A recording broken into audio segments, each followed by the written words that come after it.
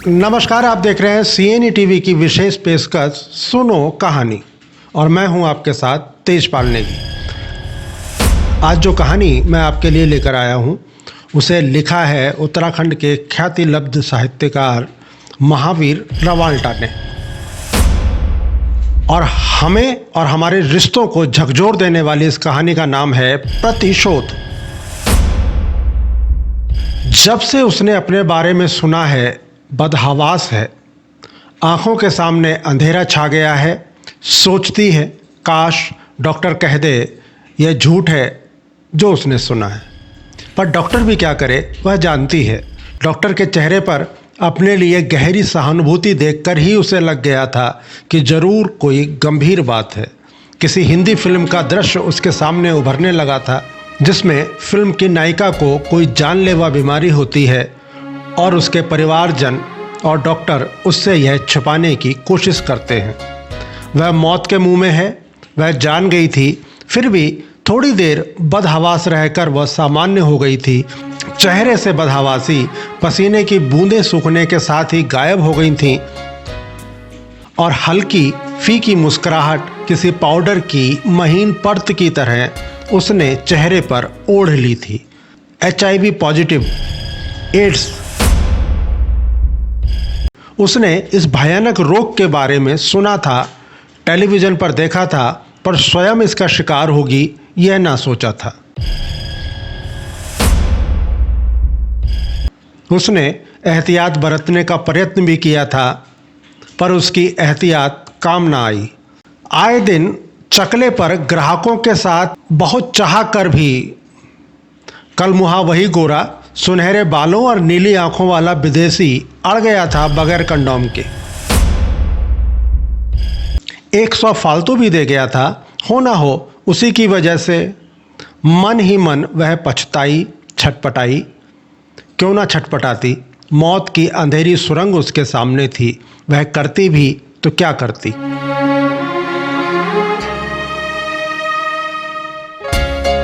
उसकी व्यवस्थाओं का पंजर कितना जर्जर है वह जानती थी। धंधे में रोज अनेक ग्राहकों से पाला पड़ता है। जाने अनजाने यूं तो मौत खुली सड़क पर बंद कमरे में कहीं भी आ सकती है।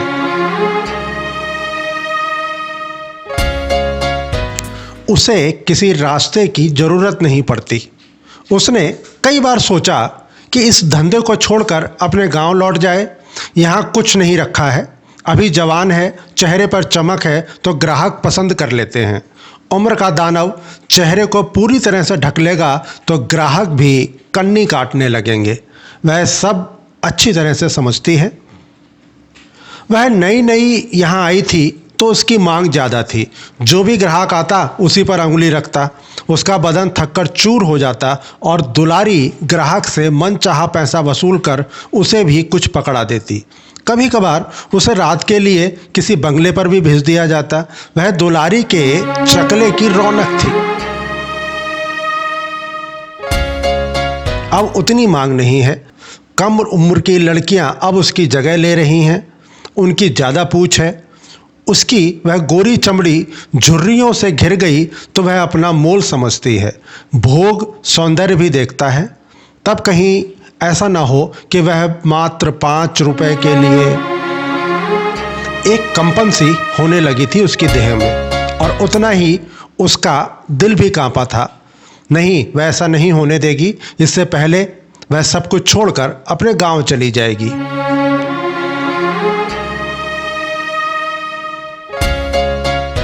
उसका गांव अब उसकी आंखों के सामने आ गया था। अपना गांव, पहाड़ का छोटा सा गांव। गांव में तब 60 परिवार थे, अब बढ़ गए होंगे। एक घर में 4 चूल्हे जलने लगे हैं तो अब गांव के परिवार भी बढ़ेंगे ही।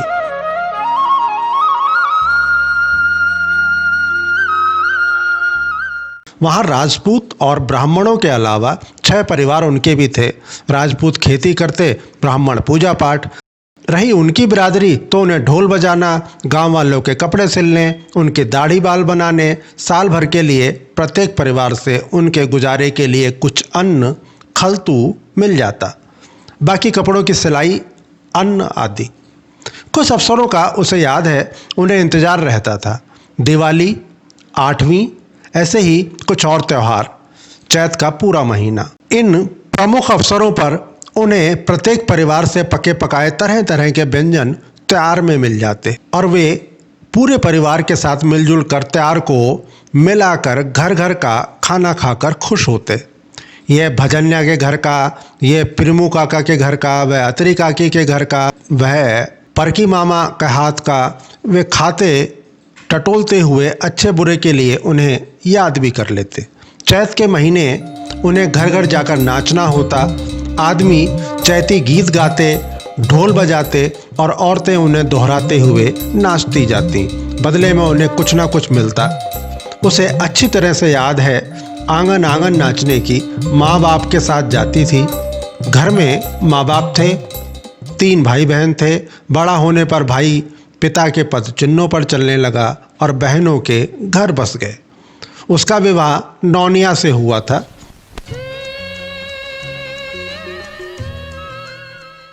वह बहुत खुश थी। गांव उसके मायके से बड़ा नहीं था, पर उनकी बिरादरी के गांव में 10 एक परिवार थे। आजीविका का वही साधन था मायके जैसा। पहले सिमटी सुकड़ी वह घर में दाखिल हुई, लेकिन कुछ ही दिन बाद घर में वह किसी चिड़िया की तरह चहकने फुदकने लगी थी। सब अच्छा चलने लगा था। रज्जी को पति भी अच्छा लगा था और घर भी। गांव भी कम अच्छा नहीं था उसके मायके से। सब कुछ ठीक ठाक गुजर रहा था। तभी उसकी मुलाकात दुलारी से हुई। उससे मिलकर वह बहुत प्रभावित हुई थी। लावण्यमयी चेहरा, खूबसूरत बदन, गहनों से लगदक और महंगे कपड़े। वह एकटक उसी को देखती रहती। वह अपने देवर के ब्याह में आई थी। वह जितने दिन भी घर पर रही, गांव के लोगों के बीच आकर्षण का केंद्र बनी रही। हजारों रुपए खर्च किए दारू, मुर्गे, बकरों पर। पीने वालों को शराब पिलाई गई, गोश्त खाने वालों के लिए बकरे व मुर्गे कटवाए गए। 15 एक दिन गांव में बिताने के बाद दुलारी वापस लौट गई थी। रज्जी के दिल में वह घर कर गई थी। उठते बैठते, चलते फिरते उसके सामने उसकी मोहक छवि आने लगी थी। एक दिन उसने जेठानी से पूछा तो पता चला देश में रहती है, वहाँ चकला चलाती है और साल में एक आध बार किसी के बुलावे पर गांव आती है। गांव आकर पानी की तरह पैसा बहाकर फिर वापस लौट जाती है। कभी कभार वह क्षेत्र की औरतों को भी अपने साथ ले जाती और उनसे धंधा करवाती। पूछने पर उसे कुछ नाम भी गिनाए गए थे जो अब भी देश में ही रह रही थीं। वे सब सुखी हैं। खुशी खुशी उनके बीच आकर अपनी दिनचर्या को बताती हैं कि उन्हें कुछ करना धरना नहीं पड़ता, बस अपना शरीर परोसना पड़ता है और बदले में रुपयों से जीवन भर का आराम। यहाँ गांव से तो अच्छा है, मांग मूंग कर मुश्किल से गुजारा होता है। कभी नमक नहीं तो कभी तेल नहीं। सुनकर क्षणांश को वह भी किसी आकर्षण में बंध गई थी। दुलारी दूसरी बार गांव में आई तो रज्जी ने उसे अपने घर पर आमंत्रित किया था और उससे देश की रंग बिरंगी बातें सुनती रही। आकर्षण में तो वो थी ही। सारी बातें सुनकर उसे लगा कि ऐसा सुख और आराम किस काम का जिसमें अपना जिस्म बेचना पड़े। जिस्म ही दूसरे आदमी को सौंप दे तो बच क्या जाता है औरत के पास। जेठानी की बात से वह अपने आप में ही सहमत होने लगी थी। भले ही गरीबी में इंसान रह ले, रूखी सूखी खाकर सो जाए, पर अपनी इज्जत पर आंच नहीं आनी चाहिए। छी, यह भी जीवन है। दिन भर 5, 7 मर्दों के साथ सोना, अपना शरीर नुचवाना। किसी पराये मर्द से अपना शरीर छुवाने से तो अच्छा है कि मर जाएं। उसने मुंह और कानों पर हाथ रख लिया। दुलारी के आकर्षण से वह तो बाहर निकल गई थी, लेकिन नौनिया उसके करीब जाने लगा था। घंटों उसके साथ बैठता, बातचीत करता, हंसी ठिठोली करता। मदिरा मांस का दौर चलता। नौनिया को दुलारी के बहुत करीब देखकर उसका मन संशयग्रस्त था और उसका संशय बहुत दिन तक रह ना सका। सचमुच वह दुलारी के रंग में रंग गया था। एक रात वह नशे में धुत घर पहुंचा। बिस्तर पर उससे सटने लगा। उसने ना नुकुर की तो वह झुंझला पड़ा। कैसी कसमसा रही है जैसे बदन में हीरे जवाहरात जड़े हों। ऐसी तो दुलारी भी नखरे नहीं करती जो सोने और चांदी से लदी रहती है। सुनकर उसका मन पूरी तरह से टूट चुका था। रांड ने मेरे आदमी को भी नहीं छोड़ा। झटक दिया था उसने नोनिया को एक और वह उत्तेजना में गालियां बकता रहा। वह बिस्तर पर लेटी रात भर अपने ही बारे में सोचती रही थी और वह बिस्तर पर एक छोर पड़ पड़ा नींद में खर्राटे भर रहा था। पति पत्नी के बीच तनाव उपजा। सूरज ने आकाश में 4 अंगुल का सफ़र तय नहीं किया होगा कि पता चला कि नौनिया अपने घर से निकलकर दुलारी के घर पहुंच गया है। डाहा में रज्जी का मन जलने लगा। चुप रहने से काम नहीं चलेगा। उसे नौनिया को अपनी राह लाना ही होगा, वरना नौनिया दुलारी की राह पर चला गया तो नहीं, वैसा नहीं होने देगी। उसने संकल्प बटोर लिया था। पूरे दिन नौनिया घर नहीं लौटा। रज्जी को उसका इंतजार रहा। उसका इंतजार देर रात खत्म हुआ जब वो घर पहुंचा। दारू की गंध उसके नथुनों में जा घुसी थी।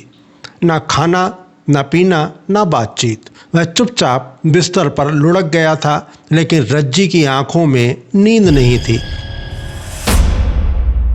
अपने भविष्य और नौनिया के बहकने से उसका मन उद्विग्न था।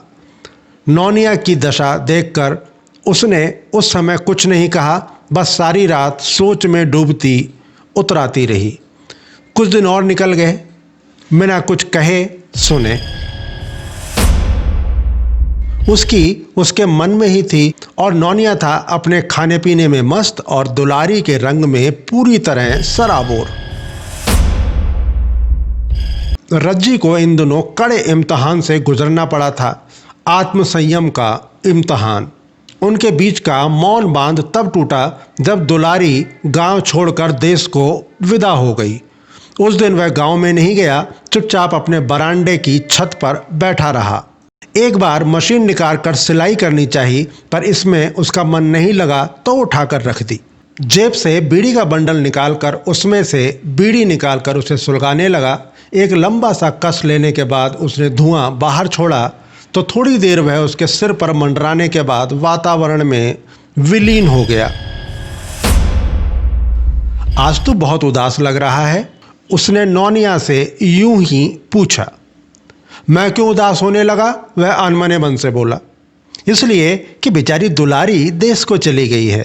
उसने जैसे पति को चिढ़ाना चाहा, लेकिन वह अपने संयम की लगाम पूरी तरह थामे हुए था। कहीं भी ढीली नहीं होने दी उसने यह लगाम। तो क्या हुआ? नौनिया मौन ही रहा। थोड़ी देर बाद पति पत्नी सब कुछ भूलकर एक हो गए। 7 महीने बाद दुलारी फिर गांव लौटी। वही तड़क भड़क, वही आचार व्यवहार। उम्र का एक एक दिन आगे सरकते ही गांव के लोगों के चेहरों पर शिकन आने लगती हैं। झुर्रियां बारीक धागों की शक्ल में और गाढ़ी होने लगती हैं। शरीर दुबला होने लगता है। दुलारी है कि इन दिनों मुटिया रही है। काम ही क्या है रांड का? खाना, दारू पीना और सोना। उसका अंतर्मन फुसफुसाया। कैसी बनठन कर रहती है। यहाँ गांव की औरतें देखो, बेचारी मिट्टी से सनी रहती हैं, हाथ पैर फटने लगते हैं, पैरों में बीमारियाँ पड़ जाती हैं, फटा पुराना पहनना पड़ता है। और दूसरी दुलारी है कि अपने आप तो रानियों की तरह ओढ़नी पहनती है, औरों को भी अपनी उतरन दे जाती है। खूंटे पर बंधा बैल फिर से खूंटा तोड़कर भागने लगा था। नौनिया फिर दुलारी के घर जाने लगा था। पूरे दिन तो वहाँ रहता ही था, कभी कभी रात को भी वहीं सो जाता खा पी कर। मन के किनारे हुई चिंता फिर से उसे व्यग्र करने लगी थी। दुलारी नौनिया की ज़रूरत होने लगी है। रज्जी उसे रोकने की कोशिश करती तो वह उसे बुरी तरह से झड़क देता। नशे में उसने रज्जी की बात दुलारी को बताई थी तो वह खिलखिला पड़ी थी। ये बात है, तेरी घरवाली तुझे मेरे पास आने से रोकती है। वह सती सावित्री होगी, पर मैं तो पेशे वाली ठहरी। अनेकों से पाला पड़ा है, फिर तू भी एक सही। नहीं, ऐसा ना बोल। उसकी तो मति मारी गई है जो तेरे बारे में अनाप शनाप सोचती है। तू तो देवी है, अन्नपूर्णा देवी, जो भूखों का पेट भरती है। खाना पीना, शिकार, दारू, कहाँ से मिलता मुझे ये सब? वह नशे में बोला। पेट ही नहीं, उनका मन भी भरा है मैंने। भूख मिटाई है, तभी तो लोग अपनी घरवालियों को छोड़कर मेरे पास पहुंच जाते हैं। जो भी हो, है तो तू देवी ही। तेरी घरवाली चूं चपड़ करने लगी है, बैठे बैठाए चर्बिया रही है। एक बार उसे मेरे साथ देश छोड़कर देख, फिर तो सारी जिंदगी आराम से खाएगा। दुलारी ने नौनिया को रंगीन सपना दिखाया था या रज्जी के लिए उसके मन में ईर्ष्या पनपी थी, वह नहीं समझा था, पर जो सुना था वही करना चाहता था। नौनिया और दुलारी ने दिन रात अपना जाल बुनना शुरू कर दिया। एक दिन पंछी उनके जाल में स्वयं ही फंसने लगा। मैं क्या करूंगी वहां जाकर, तू ही चला जा, पर जल्दी ही घर लौट भी आना, अकेले मेरा मन नहीं लगेगा। निश्चल भाव से रज्जी ने पति से कहा। कहाँ ना घूम आएंगे दिल्ली, 26 जनवरी भी देख लेंगे। नौनिया ने पति को आकर्षण में बांधना चाहा, दिल्ली देखने का आकर्षण। हाँ, विमला काकी बहुत तारीफ कर रही थी। रंग बिरंगी झांकियाँ, मिलिट्री, नाचते गाते लोग, मैं भी देखना चाहती हूँ 26 जनवरी। उसमें उत्सुकता पनपने लगी। थोड़ा बहुत सामान, कपड़े लत्ते समेटकर वह नौनिया के साथ दिल्ली चल पड़ी। उसकी आंखों में दिल्ली की चमक थी, लेकिन दिल में वही अपना गांव था, शांत, सीधा सादा। उसने दिल्ली देखी, दिल्ली की 26 जनवरी देखी, दुलारी का चकला देखा, छोटे छोटे कमरे, कमरों में बिछे तख्त।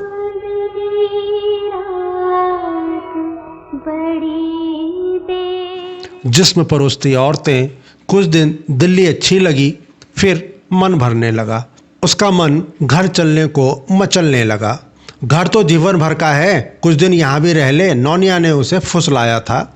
वह वहीं छूट गई और नौनिया एक रात चुपचाप ही। वो कहाँ गया, उसने दुलारी से पूछा। उसने तुझे नहीं बताया? वह तो कल रात ही कह गया था कि गांव जा रहा हूँ, रज्जी तेरे पास ही रहेगी यहाँ। सुनकर उसे काठ मार गया था। फिर उसे बच्ची ठाकुर के बरामदे में टंगे पिंजरे में बंद तोता याद आ रहा था, जो पिंजरे में बंद हुआ बस वहीं से मिट्ठू मिट्ठू करता हुआ चहलकदमी करता था। आत्मनियंत्रणा से गुजरने के बाद उसे भी अंततः अपना सर्वस्व निछावर करना पड़ा। घास की पूली की तरह उसे भूखे जानवर को डाल दिया गया। वह रोई, गिड़गिड़ाई, चीखी, चिल्लाई, पर किसी को उस पर तरस नहीं आया।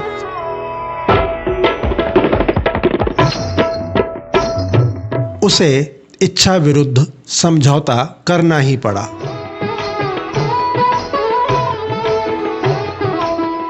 उससे दिल्ली में रहते वर्षों हो गए हैं। नौनिया गांव से वापस लौटा था करीब 1 महीने बाद। कैसी है तू? उसने पूछा था। चेहरे पर कुटिलता थी। जैसी भी हूँ तेरी बला से, नीच कमीने, मुझे तुझसे ऐसी उम्मीद न थी। उसे देखकर वह घायल बाघिन की तरह उस पर बिफर पड़ी थी। उसकी आंखों में खून उतर आया था। अपनी औरत को किसी दूसरे के साथ सोने के लिए कोई नीच ही छोड़ सकता है। रज्जी ने गिरेबान पकड़कर उसे झिंझोड़ा था और वह निरुत्तर बुत सा खड़ा था। इसके बाद नौनिया उसके सामने नहीं पड़ा। वह जब भी दिल्ली आता, दुलारी के साथ समय बिताता। रज्जी ने उससे नाता तोड़ लिया था। वह अपनी दुनिया में ही खुश थी। आज अपने को जानलेवा बीमारी के चंगुल में फंसी देख वह सिहरी थी। उसके भीतर छटपटाहट थी और वह बाहर से संयत थी। उसकी इस बीमारी के लिए निसंदेह नौनिया ही जिम्मेदार है, जो उसे इस रास्ते पर लाया था। दूसरी दुलारी, जिसके साथ रहकर वह यंत्रणाओं से गुजरी थी। क्रोध में उसका चेहरा एक बार फिर तमतमाया था। उनके कारण उसे स्वर्ग के बदले नरक मिला था। अब जीवन के बदले मौत मिल रही है तो वह उन्हें क्यों छोड़े, क्यों जीने दे बेखौफ जीवन। जैसे वह खौफ के साए में जी रही है वैसा ही जीवन उन्हें भी मिलना चाहिए। अपने निश्चय के साथ वह उपयुक्त अवसर का इंतजार करने लगी। नौनिया गांव से दिल्ली पहुंचा। दूसरे दिन सजी संवरी रज्जी उसके पास पहुंची। मुझे माफ़ करना, मैं तुझे गलत समझ बैठी और गुस्से में अनाप शनाप बोल गई। भगवान को यही मंजूर था, फिर तू भी क्या करता। जो हुआ सो हुआ, मुझे मेरी खता के लिए माफ़ कर दे। और उसकी आंखों में आंसू देख नौनिया पसीज गया था। इसके बाद उनके बीच का मौन दूर हुआ। वे बातें करते रहे। वह रात रज्जी ने नौनिया के साथ ही गुजारी। वह तृप्त हुआ, रज्जी खुश थी। उसने वह कर लिया था जो वो चाहती थी। दूसरी रात नौनिया को दुलारी के साथ बितानी थी। रज्जी यही चाहती थी और हुआ भी यही। रज्जी बहुत खुश थी। अपने हिस्से की मौत उसने 3 हिस्सों में बांट ली थी। इसके बाद वह मौत के खौफ से विचलित नहीं हुई। वह भगवान से प्रार्थना जरूर कर रही थी कि फिर किसी एक की मौत दूसरे का हिस्सा ना बने।